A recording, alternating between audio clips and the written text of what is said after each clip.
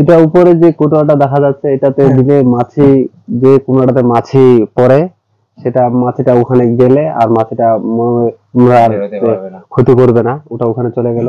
তারপর জি। কুমড়াটা রাখলে হালকা পাতলা চুন দিতে হবে, চুন দিয়ে উপরে ফ্যান দিলে খুব ভালো হবে, এই কুমড়াটা খুব সুরক্ষিত থাকবে। আচ্ছা আচ্ছা, পর্যন্ত করা যায়? এটা 2 মাস। 2 মাস আছে। হ্যাঁ, 2 মাস থাকবে। এর ভিতরে হয়তো শুটিং করতে হবে, দু একটা যদি পচে যায় পাতাগুলা বের করে দিতে হবে। আচ্ছা, শুটিংটা আসলে কতদিন পর করেন? 15 দিন পর কি 20-25 দিন পর করলে হবে। একবার ভালোভাবে শুটিং করলে 20-25 দিন পরে দেখতে হবে। 15 দিন অন্তর অন্তর করলে খুব শুটিংটা ভালো হবে আর কি।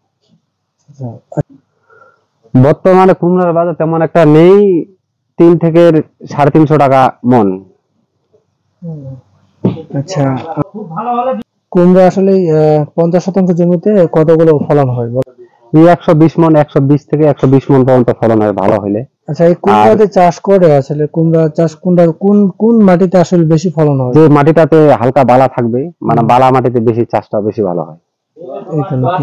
বেলে দোআঁশ মাটি। বাকিটা আমি করে নিচ্ছি।